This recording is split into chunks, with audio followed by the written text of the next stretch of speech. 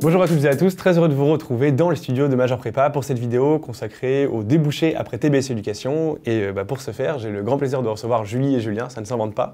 Bonjour à tous les deux, déjà. Bonjour. Donc ensemble, l'idée c'est tout simplement de discuter un petit peu de vos parcours et puis aussi, pourquoi pas, des parcours des camarades que vous avez pu avoir par le passé. Je vous laisse vous présenter dans les grandes lignes et puis après on attaque le vif du sujet. Ça marche. Je démarre ? Ouais, tu peux y aller. Du coup, moi, je m'appelle Julie. J'ai fait une prépa de 2015 à 2017 à Toulouse, au lycée Ozen. Donc moi, c'est un peu particulier parce qu'après ma prépa, j'ai décidé de ne pas intégrer d'école de commerce. Donc j'ai passé les oraux, etc. Mais je me suis arrêtée là, ça ne m'avait pas convaincue. Puis je n'étais pas hyper satisfaite de mes résultats non plus. Du coup, j'ai intégré l'IAE, donc c'est la Toulouse School of Management maintenant à Toulouse, où j'ai fait ma L3. Donc je n'ai pas perdu d'année. Et je me suis quand même rendu compte que l'esprit école, association, ouverture aussi un peu sur le monde pro, etc. me manquait un peu. Donc j'ai passé les concours passerelles et j'ai intégré TBS en 1 du coup. Avec toujours un peu en tête d'intégrer Sciences Po. J'avais passé les concours avant même de rentrer en prépa, donc j'avais toujours un peu ça dans un coin de la tête. Et j'ai intégré TBS dans l'espoir d'intégrer le double diplôme Sciences Po que j'ai pu du coup faire, ce que j'ai pu faire du coup à partir du M1. Donc j'ai fait un M1 à TBS, un deuxième M1 à Sciences Po et mon M2 à Sciences Po pour finir. Voilà. Très bien, Julien donc. Et pareil, j'ai fait une classe préparatoire ECS, si ma mémoire est bonne, à Melun. Ouais, ECG maintenant, c'est ça. Et je passe un bonjour d'ailleurs si mes anciens profs nous regardent. Je les remercie aussi pour ce qu'ils ont fait. Donc j'ai fait 2 ans de classe préparatoire, j'ai ensuite intégré TBS à Toulouse évidemment. J'ai fait un échange à Sao Paulo qui était plutôt sympa. Je suis aussi allé sur le campus de Londres à l'époque. Et je me suis assez rapidement dirigé vers la finance, notamment la finance de marché. Et aujourd'hui, c'est mon métier. Je travaille en tant que vendeur de produits structurés en salle des marchés, donc chez Marex. Oui, c'est ça. Qu'on a l'habitude souvent de voir dans ce studio avec Jocaris, effectivement, qui nous en parle assez fréquemment. Ouais. C'est une bonne comparaison. Oui, on aura l'occasion d'y revenir. Peut-être une petite question préliminaire. Voilà, vous avez le choix entre plusieurs écoles. Pourquoi vous avez choisi TBS Éducation plutôt qu'une autre école ? Déjà, moi, j'ai fait ma prépa à Toulouse, donc j'ai adoré la ville et l'esprit de la ville. Puis, comme je le disais, j'avais aussi envie de faire un double diplôme avec Sciences Po qui était proposé à Toulouse. Proposé dans peu d'écoles à l'époque où moi j'avais le choix, il me semble que ça existait à Lille, mais même pas sûr. Ouais, c'est toujours le cas, il y a peu de double diplôme Sciences Po. Peu de double diplôme Sciences Po et j'ai été vraiment hyper convaincue en passant les oraux. Enfin, j'ai eu un coup de cœur pour le prof avec qui j'ai passé mon oral de motivation que j'ai eu d'ailleurs en cours l'année d'après.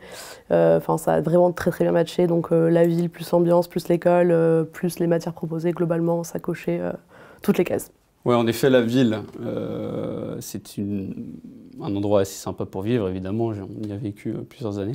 Donc ça, c'était un point très positif. Après, quand on sort de prépa, c'est pas la seule chose qu'on regarde. Évidemment, on va avoir la meilleure école, avec les meilleurs profs, les meilleurs débouchés, etc. Et donc, moi, j'ai intégré Toulouse. Alors, c'est pas le cas aujourd'hui, parce que je travaille pas dans le secteur, mais je voulais travailler dans le secteur aéronautique, à la base. Et il y avait un double diplôme, je pense qu'il existe encore aujourd'hui, avec l'ENAC. Oui, absolument. Et j'avais donc cette ambition de faire ce double diplôme et potentiellement aussi il y a un master aerospace management, je crois, à TBS qui pouvait m'intéresser aussi. Donc tout ce secteur aéronautique avec Airbus juste à côté, c'était ce qui m'avait poussé à l'époque à faire TBS. Bon, aujourd'hui, je ne suis pas dans un avion de ligne ou autre, hein, je ne suis pas du tout dans ce milieu-là, mais je sais que ça peut plaire à beaucoup d'étudiants en classe préparatoire et c'était ce qui m'avait poussé moi à intégrer Toulouse. Oui, c'est vrai qu'il y a beaucoup de doubles diplômes qui sont proposés. On reviendra sur celui de Sciences Po, c'est pas le seul effectivement. L'intérêt, c'est justement, comme moi, on a la possibilité, si on change d'avis parce qu'on a eu des cours de finance qui nous ont plu, j'ai switché de l'aerospace management à la finance de marché finalement, parce qu'il y avait plusieurs double diplôme. C'était la question justement que je voulais vous poser. Bon, en général, on tricote un peu un projet, évidemment, quand on est en oral de personnalité pour les oraux, parce qu'il faut bien raconter quelque chose, et puis qu'on a certaines convictions d'étudiants de prépa, encore un peu naïfs sans doute. Et puis les choses se précisent. Comment ça s'est passé pour vous ? À quel moment vous avez eu plus de certitude sur ce que vous vouliez faire après l'école de management ? Alors moi, je vais être très honnête, mais j'en ai jamais eu, pour le coup. Je me suis un peu raconté des profils idéaux et des choses que j'avais envie de faire professionnellement parlant, mais j'ai jamais été hyper convaincue de ce que je voulais faire dès le départ. Déjà, même avant de rentrer en prépa, je savais pas si je voulais faire une prépa parce que je voulais faire médecine au début. Enfin bon, bref, donc ça a été toujours un peu décousu. Mais j'avais vraiment pas d'idée de ce que je voulais faire et c'est pour ça aussi que je me suis laissée, comme on peut le faire à TBS, beaucoup de choix dans les matières, je me suis pas trop spécialisée non plus pour avoir un peu une palette assez large. Et c'est aussi ce que je cherchais à Sciences Po, du coup compléter déjà ma formation que j'avais reçue à TBS avec d'autres matières qu'on n'étudie plus trop en école de commerce et que je trouvais assez pertinentes. Mais mon parcours pro, c'est plutôt des opportunités qui sont dessinées au fur et à mesure et j'étais vraiment pas sûre de ce que je voulais faire et j'avais pas une idée très précise en tête, ce qui m'a d'ailleurs un peu frustrée à des moments parce que je voyais des gens qui se dirigeaient vers des parcours, que ça avait l'air super fluide, etc. Et moi, j'étais moi, je sais pas trop encore ce que j'ai envie de faire, donc ça a pris plus de temps, mais bon, aujourd'hui, je suis très contente de ce que je fais, de ce que j'ai trouvé, donc je pense pas que ce soit un problème, mais c'est vrai que les oraux nous obligent un peu à rentrer dans un moule, dans une case pour se dessiner un projet qui est pas forcément hyper adéquat. Ouais. Mais c'est l'avantage du coup de l'école, c'est qu'elle t'a laissé Exactement, la possibilité j'ai pu choisir au fur et à mesure ouais. et découvrir, comme il le disait, des trucs qui me plaisaient plus que d'autres finalement, ou des trucs que je pensais adorer, puis j'ai changé d'avis, donc c'était aussi ça l'intérêt de faire plusieurs choses à TBS. Je suis allée à Barcelone aussi, sur le campus de Barcelone, donc j'ai fait un semestre d'ouverture sur un sujet que je connaissais pas du tout, qui était la transformation digitale des entreprises et des sociétés.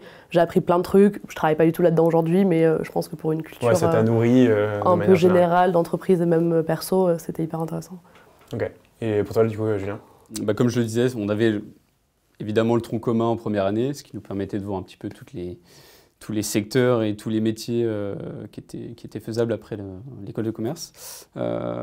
Et en fait, c'est surtout un prof qui m'avait marqué en finance de marché.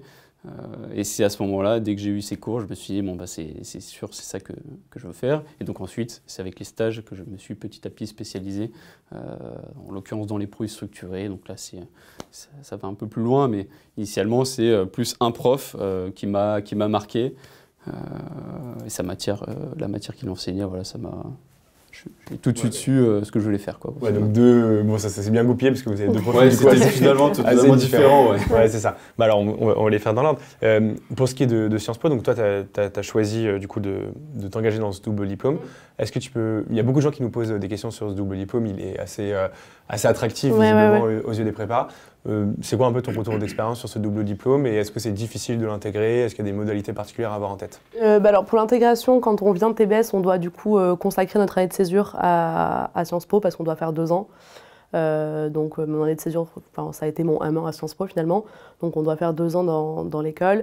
Il y a pas mal de choix de master aussi, un peu comme sur le principe de TBS, on choisit quand même un master qui nous correspond et qui nous va bien. Donc oui, pour le coup, c'est assez sélectif, mais c'est pas non plus impossible d'y entrer. C'est juste qu'il y a peu de place, puisqu'il y a quand même déjà beaucoup d'étudiants déjà à Sciences Po qu'il faudrait pouvoir y faire un master.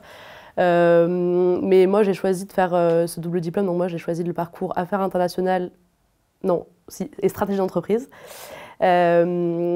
Pour compléter, du coup, pas faire quelque chose de complètement opposé à ce que je faisais à TBS. Je voyais pas trop de sens de partir dans une carrière d'affaires publiques, etc. Ça m'intéressait pas tellement. Mais du coup, je voulais aussi continuer sur des matières qu'on étudie moins à Sciences Po, à TBS, pardon, ou des matières qu'on aurait pu voir en prépa, comme de la géopo, du droit, de la socio, des choses comme ça, qu'on a un peu laissé tomber en école et que je trouve assez pertinentes après pour mieux comprendre le monde du travail. Donc moi, c'était vraiment en ambition de compléter ma formation à TBS et de mixer un peu les deux excellences académiques, entre guillemets, parce que c'est vraiment des modes de pensée, des modes de travail qui sont complètement différents, mais je trouve qu'ils se complètent assez bien au final. Et j'ai appris énormément de choses. Après, nous, on est tombé malheureusement dans la période Covid, donc ça a été assez compliqué de suivre les cours à distance. C'était vraiment le début. Aujourd'hui, je pense qu'on trouve ça assez ridicule, mais au début, c'était quand même assez compliqué d'avoir des cours en visio, des profs qui font l'effort de le faire, etc.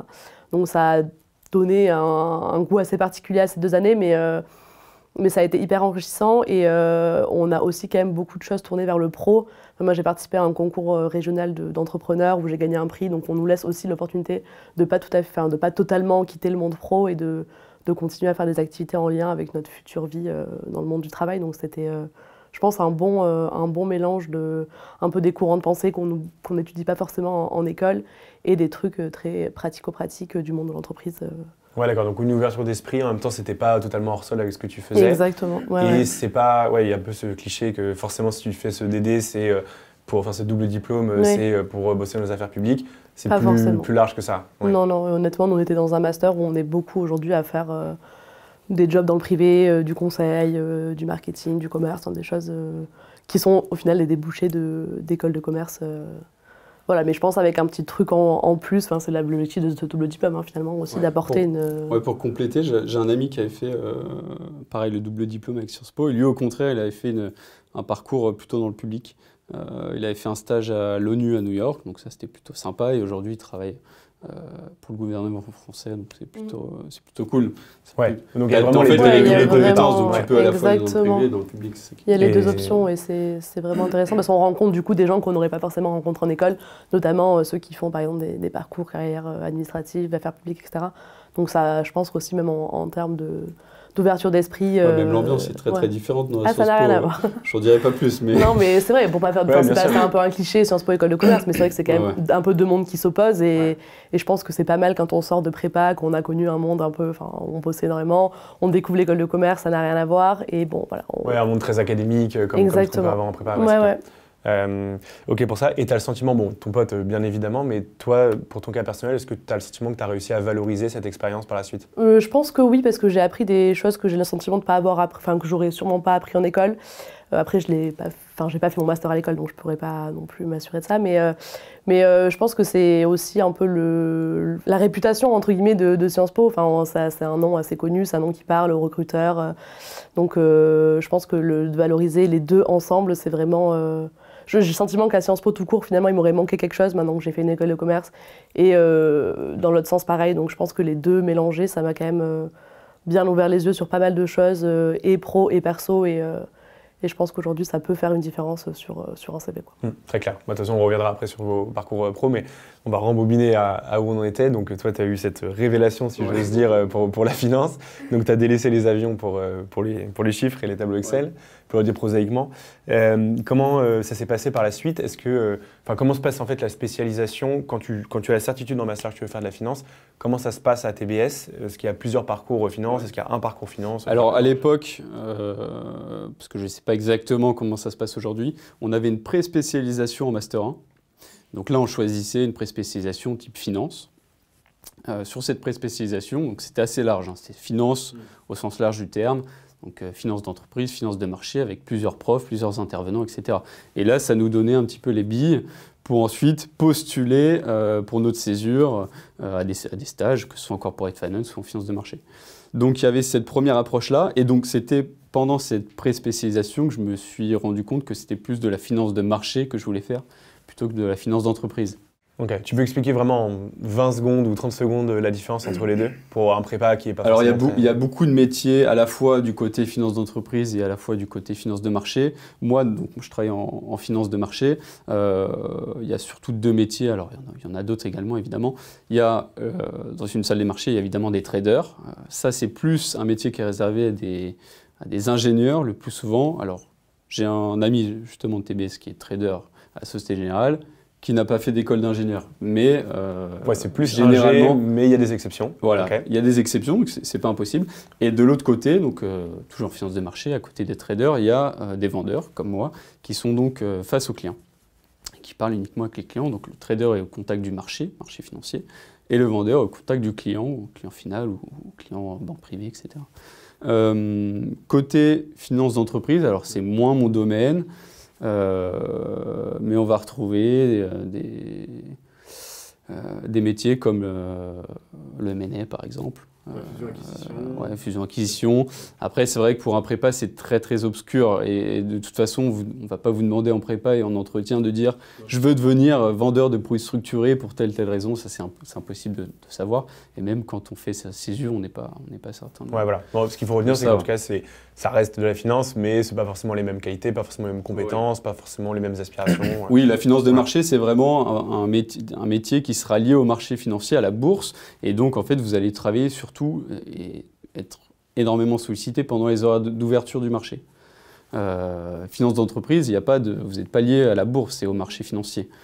Donc vous pouvez travailler au-delà, potentiellement. Un peu tard.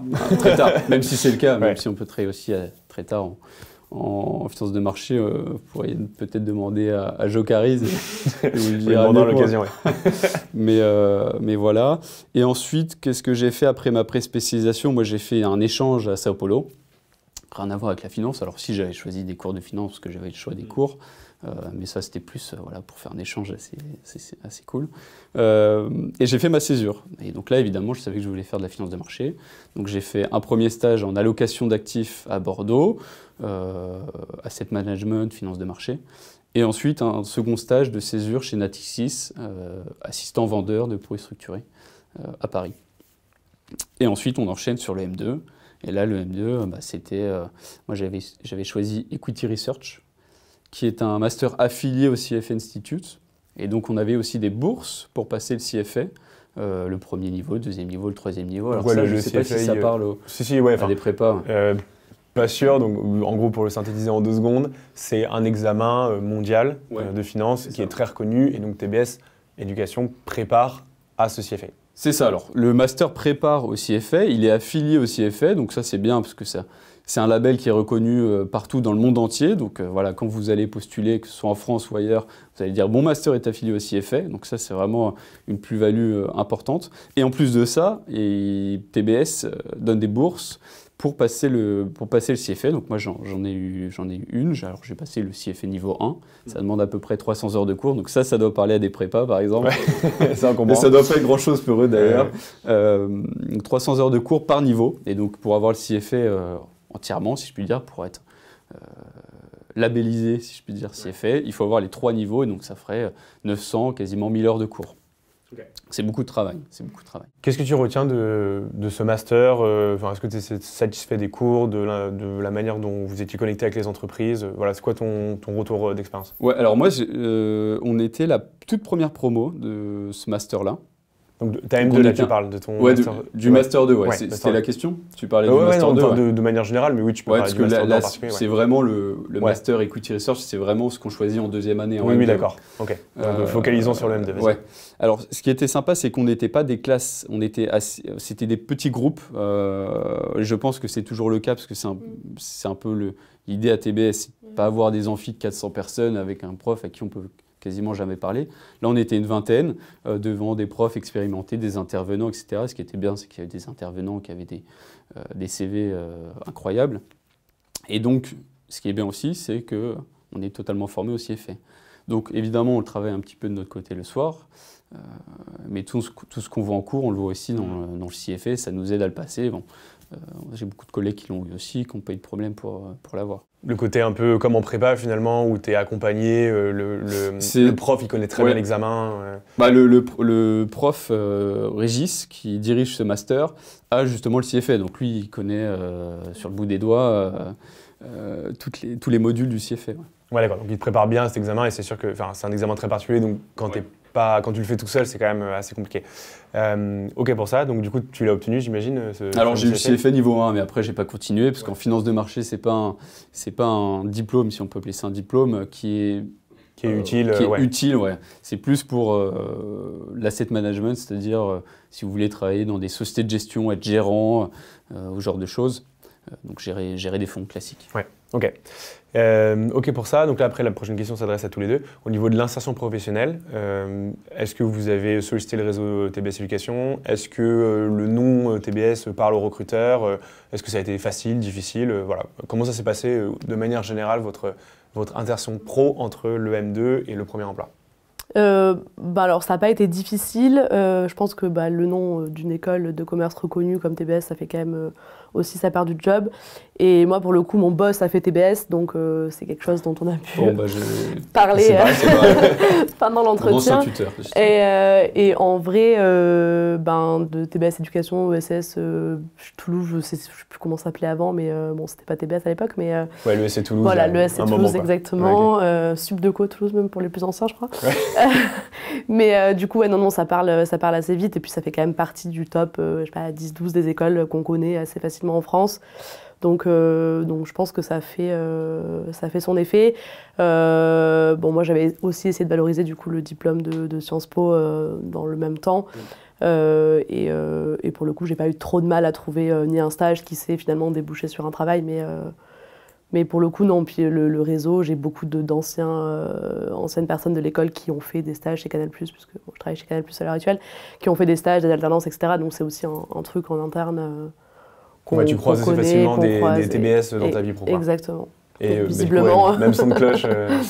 Ouais, exactement la même chose. Que dire de plus? Je sais pas trop. En gros, oui, le tuteur que j'avais quand j'étais stagiaire était de TBS, donc évidemment, je pense que ça aide un petit peu. En vrai, c'est intéressant parce que du coup, sur le sujet alumni aussi, on est quand même énormément à avoir fait TBS. Bon, nous, on est assez jeunes, entre guillemets, on vient d'être diplômés plus ou moins. Mais il y a un réseau hyper large de gens qui sont toujours assez investis là-dedans, je trouve. Et maintenant qu'on est de l'autre côté, moi, je recrute des stagiaires, par exemple.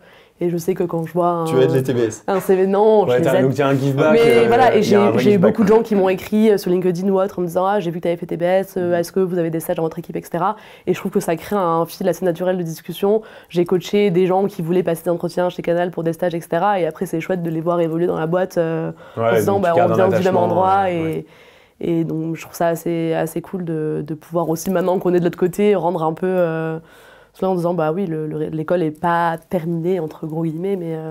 déjà, vous êtes assis voilà. aujourd'hui. Exactement. Ouais, okay. Donc, vous avez le sentiment que vous avez profité du réseau et qu'aujourd'hui, à votre petite échelle encore, mais peut-être que dans quelques années, vous allez recruter à tour de bras. Vous faites profiter du réseau TBS Éducation. Ouais, d'ailleurs, on a un groupe LinkedIn TBS Finance Alumni, je crois que ça s'appelle, qui permet de réseauter avec des personnes qui seraient en finance, ou en finance d'entreprise, ou en finance de marché d'ailleurs, et qui sont des anciens de TBS. Et il y a beaucoup alors à la fois d'offres de stage qui sont publiées, et puis d'échanges entre les alumni et les actuels. Ouais, tu es peut-être plus à l'aise de poser des questions à des gens qui ont eu un peu le même parcours que toi. Oui, c'est certain. C'était une autre question que je voulais vous poser, parce que là, vous êtes deux en face de moi, on ne pouvait pas interviewer les X centaines ou milliers de diplômés des dernières années. Est-ce que vous avez un peu le même sentiment chez vos potes de promo qui travaillent dans des secteurs différents des vôtres? Est-ce que vous avez l'impression que dans tous les secteurs, en fait, on retrouve à peu près la même réalité? Sur le sujet l'insertion, pour le coup, moi, comme j'ai fait plusieurs écoles, j'ai encore une vue plus large, l'IAE, Sciences Po et Toulouse. Et je pense qu'on a quand même la chance d'avoir le nom de l'école et le réseau de l'école qu'on n'a pas forcément dans un IAE. Bon, bien qu'à Toulouse, aujourd'hui, la Toulouse School of Management, comme il faut l'appeler, se développe énormément et c'est vraiment une école de management maintenant à part entière. Donc je pense qu'on va vers un système un peu école de commerce. Mais je pense que c'est moins facile. Et je sais qu'à Sciences Po, il y a des masters, bon, pas le mien parce que ça ouvre à pas mal de choses, mais je sais qu'il y a des masters qui sont beaucoup plus compliqués après pour de l'insertion professionnelle. Donc je pense que la palette assez large de ce qu'on a vu à TBS nous permet quand même de prétendre à beaucoup de choses. Ce qui, bon, peut-être moins vrai en finance parce que c'est plutôt spécialisé, mais du coup, on a plus d'opportunités à mon avis et je pense que ça aide. Ouais. Bah moi, tous mes amis de TBS qui ont travaillé et qui voulaient un job ont eu un job. Ceux qui n'ont pas voulu avoir un job à la sortie, qui sont un peu tournés les pouces, alors je ne les citerai pas ici. mais en tout cas, ce qu'il faut savoir, c'est que si vous bossez un minimum, vous recherchez des stages, il n'y a aucun problème. Moi, j'ai eu donc mon stage de fin d'études dans la boîte où je suis actuellement et j'ai été pris en CDI derrière, donc j'ai été embauché avant même d'avoir mon diplôme. Et c'est le cas d'énormément d'étudiants en TBS et d'autres écoles, j'imagine. Sauf si, en tout cas, TBS fait partie des écoles où c'est fréquent de se faire embaucher avant la diplomation. Oui, c'est un peu des pré-périodes d'essai sur du 6 mois où tu te formes. L'idéal, c'est vraiment d'avoir son stage de fin d'études et de le convertir en CDI. Ça, vraiment, c'est la voie royale. C'est pour ça que le stage de fin d'études est assez important. Mais si vous travaillez bien et qu'il n'y a pas de sujet, ils vous embauchent derrière et puis... Et puis ça se passe bien. Et puis ça roule, ouais. Ok, hyper clair. Justement, on en a parlé un peu tout au long de cette interview. Il y a beaucoup d'étudiants de prépa qui méconnaissent, et c'est bien normal, le monde professionnel. Vous, qu'est-ce que vous aurez aimé savoir il y a quelques années, si vous avez l'occasion de vous adresser à des étudiants qui vous ressemblent à peu près et qui sont aux portes de l'école de commerce, pourquoi pas TBS Éducation. Sur l'aspect professionnalisant, qu'est-ce que vous aimeriez tout simplement passer comme message? En vrai, qu'il y a énormément de choses qui existent et que je pense qu'on n'en connaît pas. Enfin, même moi, à l'heure actuelle, la moitié, enfin même moins que ça en vrai. Je pense qu'il y a beaucoup d'opportunités et il ne faut pas avoir peur de chercher, de creuser. Enfin, on parlait du réseau à l'instant, je pense que c'est hyper important de poser des questions aux gens, de se renseigner et de ne pas trop vite s'enfermer dans des cases de titres, de postes qui sont, je pense, déjà très différents d'une boîte à une autre. Vraiment, enfin, moi, ce qui m'a beaucoup surpris, plus j'avançais dans mes recherches de stages, de jobs, etc., c'est qu'il y a des milliards de choses qu'on peut faire, des titres de jobs qui sont différents d'une boîte à l'autre alors que c'est foncièrement les mêmes missions, des sujets vraiment très variés sur plein de... Enfin, il y a beaucoup d'activités, donc je pense qu'il y a beaucoup de choses à faire et qu'il faut se laisser le temps justement de trouver ce qu'on veut faire. Bon, ça, du coup, c'est un peu mon exemple perso, mais... ouais, mais c'est bien, c'est ton retour d'expérience. Mais ouais, il y a énormément d'options et il ne faut pas s'enfermer trop vite dans des trucs... On a le temps de changer, quoi. Enfin, c'est aussi ce qu'on apprend en école et c'est assez cool. Ouais, pas de panique, et tant que tu es dans une école qui te permet un peu de switcher, d'explorer plein de choses, c'est OK. OK, très bien. Moi, je leur dirais bonne chance déjà pour les concours, parce que je serais plus capable de les faire aujourd'hui. Ah bah, ça c'est clair. Je leur laisse première vraiment. Chose. Après, profitez bien de votre L3, intégrez des associations, faites du sport, allez aux OB, enfin, en soirée, grosso modo. Voilà, il faut vraiment profiter de sa L3. Évidemment, aller en cours, ça c'est important, malgré tout. Et ensuite, je pense que là où c'est important de bosser, c'est peut-être en M1, pour ensuite avoir les compétences et les connaissances pour avoir des bons stages, et derrière le travail qui nous correspond. Donc il y a le moment pour décompresser de la prépa. Pour se faire kiffer, et puis ensuite, ils retourneront au travail, mais ce ne sera pas aussi dur, aussi difficile que ce qu'ils ont connu en prépa. En tout cas que ce que j'avais moi connu en classe préparatoire, ça c'est sûr, sauf si peut-être ils font du M&A. Oui, non mais l'avantage c'est que la prépa c'est jamais perdu, enfin, on a appris à bosser et c'est une chance je pense aujourd'hui d'avoir aussi ces 2 ans un peu cadrés. Voilà. Ce qui est bien c'est qu'ils ont vu le pire entre guillemets, même si j'ai adoré la prépa, le pire en termes de charge de travail, et donc maintenant le reste devrait être plutôt simple. Ouais, bah, je trouve que c'est un peu différent. Effectivement, c'est moins charge de travail bourrin, mais il faut savoir saisir les bonnes opportunités. C'est ça, en fait, tu choisis aussi un peu sur quoi tu as envie de mettre l'accent. Développer un certain réseau, savoir ce que tu veux faire. Enfin, mine de rien, c'est du travail, mais c'est différent. C'est totalement différent. Ouais. Il y a du réseautage, machin. Ouais, c'est vrai. C'est pas juste rester sur une table et faire des mathématiques jusqu'à pas d'heure. Oui, voilà, ça n'a rien à voir. Ouais. Exactement, mais tu vois, toi, de même que si tu savais pas ce que tu voulais faire, tu aurais pu être dans l'incertitude. Oui, bien sûr, il y a des moments où tu dis, mais j'ai fait tout ça pourquoi, je sais pas. Et au final, on trouve une porte de sortie. Après, comme il disait, il faut se donner les moyens d'y arriver aussi. Et arriver en école, c'est pas la finalité en soi. Enfin, la finalité, c'est d'en profiter et de faire de ce parcours-là un truc chouette et un truc qui nous ressemble, quoi. Donc, Ouais, exactement. Et si je peux ajouter un petit conseil à l'approche justement des oraux, n'hésitez pas à contacter des alumni des différentes écoles, déjà parce que c'est super bien vu, je trouve, dans un entretien de personnalité de dire je me suis renseigné sur le parcours de tel diplômé ou de tel étudiant. Et puis surtout, ça permet aussi bien sûr de vous éclairer, de vraiment découvrir des métiers. Et voilà, derrière, on a parlé d'M&A, on a parlé de plein d'autres métiers. Les réalités sont très différentes d'un métier à l'autre en école de management, donc c'est bien quand même de voir un peu toutes les possibilités qui s'ouvrent. Voilà, comme ça on a bouclé à peu près la boucle. Et écoutez, merci à tous les deux pour toutes vos réponses. Merci. Avec plaisir. Merci à vous d'avoir regardé cette vidéo et puis surtout très bon courage, ça se dit pas trop, beaucoup de courage plutôt pour les oraux qui approchent. N'hésitez pas par ailleurs à vous rendre sur le site de TBS Éducation, il y a énormément d'informations sur les programmes qu'on a rapidement balayés dans cette vidéo et puis aussi sur le réseau des alumni de manière générale. Et puis sachez bien sûr que Major Prépa se tiendra jusqu'au bout à vos côtés.